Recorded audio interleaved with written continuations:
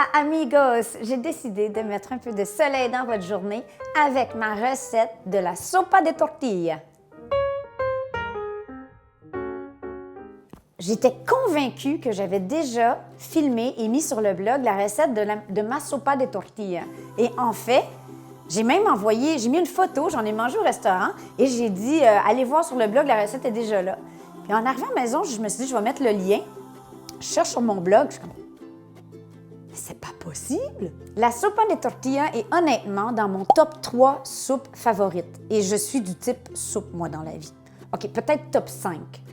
Ben, parce que j'aime trop de choses dans la vie. Peut-être top 7. C'est une soupe que j'ai découvert au Mexique. C'est vraiment typique du Mexique. C'est une soupe repas qui vient avec toutes sortes de garnitures et je vais vous montrer ça. Pourquoi on appelle ça une sopa de tortilla? Parce qu'on prend des tortillas de maïs. Vous voyez? Même les vieilles tortillas qu'on ne sait pas quoi faire avec, c'est une belle façon de les utiliser. Dans un bouillon avec des garnitures, chacun peut garnir à sa guise. C'est tellement bon, vous devez essayer ça. Première étape, ici, j'ai 4 tortillas de maïs. Si vous n'en avez pas dans vos marchés, vous pouvez faire ma recette. Je vais les prendre, mes 4 tortillas, je vais les couper en lanières, comme ça, tout simplement. On vient de faire des frites de tortilla. La fritas de la tortilla. Les transférer sur une grille et on va verser environ une cuillerée à table d'huile. Simplement s'assurer que toutes les languettes... Ici, j'ai de l'huile d'olive. On met au four environ à 400 en surveillant. On veut qu'elles viennent griller. On va vous montrer. Minute d'humilité aujourd'hui. Tu le sais que tu es vraiment maniaque de cuisine mexicaine quand tu as une boîte comme celle-là. Ceci n'est pas stagé, c'est vraiment ma boîte de piments séchés mexicains. Puis je le sais, je sais. Manon et la dépense, mais ça se garde une éternité et ça se vend pas à toutes les épiceries du coin. Alors moi, quand je vais au marché latin, j'en achète. Est-ce que ça vous intéresse de connaître un petit peu les différences et comment les utiliser? Parce que honnêtement, quand on fait de la vraie cuisine mexicaine, c'est super important quand même d'utiliser ces piments-là. Ça fait toute la différence.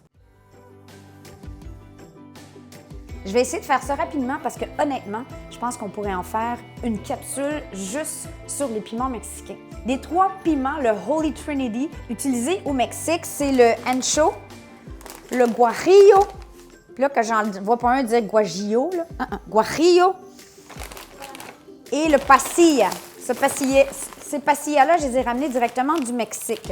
Le plus épicé, c'est le pasilla. Au milieu, environ, c'est le guajillo. Et le plus doux, c'est le ancho. Le ancho, en fait, c'est le piment poblano. Je vais vous montrer une prise de vue de quand j'ai fait rôtir mes piments poblano, qui a été séché carrément. Ensuite, on a aussi les chipotles.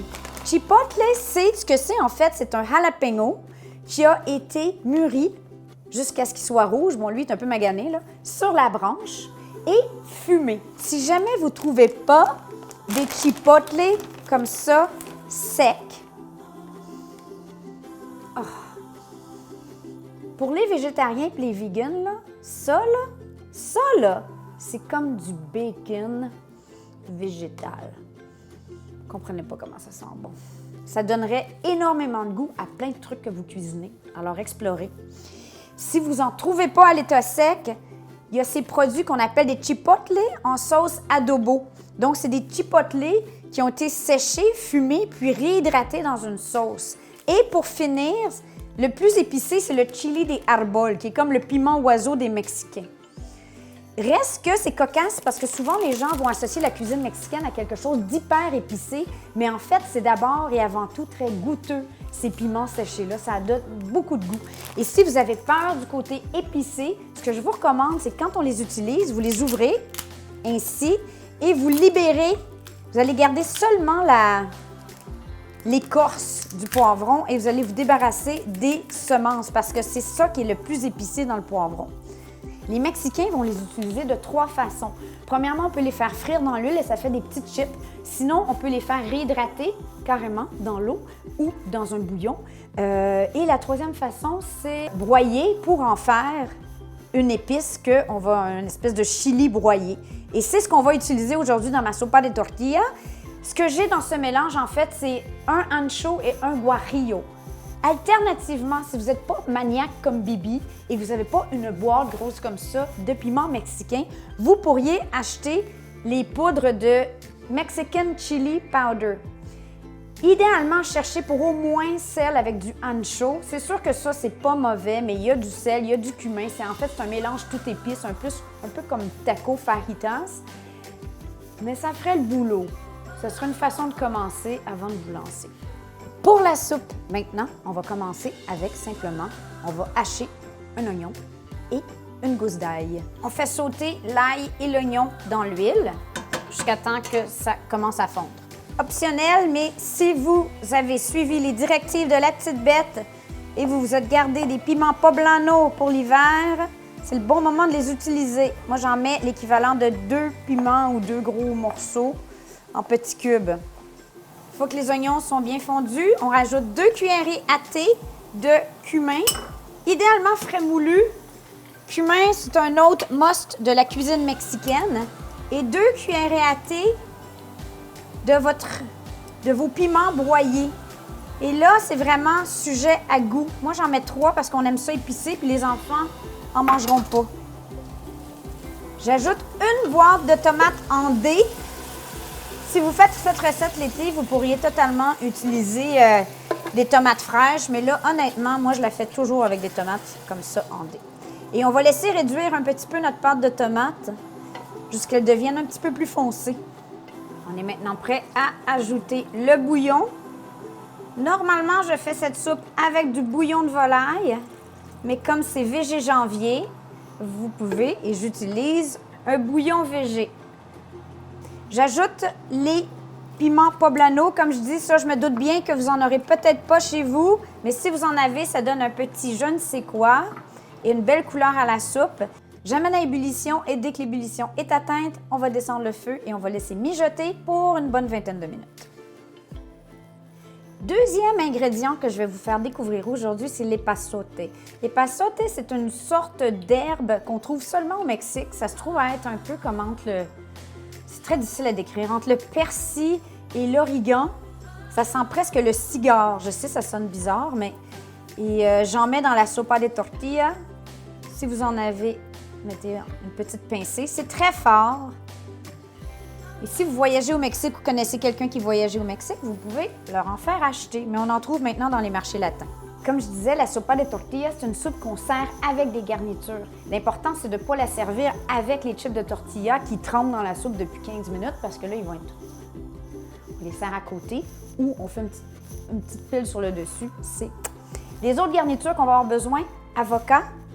En passant, pour ceux qui veulent vraiment faire une soupe hyper nourrissante, il n'y a rien qui vous empêche d'ajouter du maïs en grains ou même des haricots noirs. Ça serait super bon. Pour le fromage qu'on va mettre dans cette soupe, c'est assez ouvert à vos propres goûts. Moi, j'aime bien soit du mozzarella en petits cubes, c'est ça qu'on va mettre aujourd'hui, ou de la feta émiettée. Au Mexique, je l'ai vu avec du queso fresco des fois, qui lui, comme se défait pas dans la soupe. Du Monterey Jack aussi serait un très bon choix. Des cubes de ce grosseur-là, c'est une joke. Même pour les Québécois, là, du fromage qui fait quick, je l'ai déjà fait et c'était assez cochon. C'était comme une sopa des poutines mexicaine. La sopa de la poutine. Maintenant, j'ai un avocat. Vous ne croirez pas, mais mon avocat, il était pac.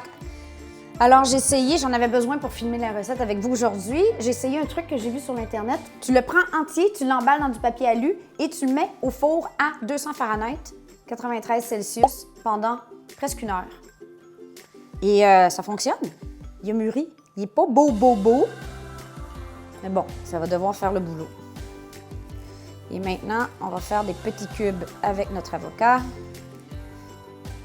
On va préparer limette en quartier. Donc, on a fromage, avocat, limette et nos languettes de tortilla. Imaginez-vous que vous êtes en famille, vous allez servir la soupe dans une magnifique soupière si vous voulez, ou servir les bols à chaque individu. et les garnitures au centre de la table et chacun se sert les garnitures qu'il préfère. Alors moi, je décide de mettre un peu de fromage qui va fondre dans ma soupe, quelques avocats. Ça pourrait être des belles languettes d'avocat même, ça serait super beau. Et une petite pile de chips, de tortillas, qu'on peut rajouter au fur et à mesure si on les aime crunchy. Et moi, j'aurais tendance à mettre même un petit peu de fromage feta et un petit peu de coriandre. Avez-vous vu la soupe? Si ça te donne pas le goût d'en manger, je sais pas qu'est-ce que ça te prend. Bon, ben, est-ce que je peux goûter, là? On a-tu fini les photos, là? Je vais goûter.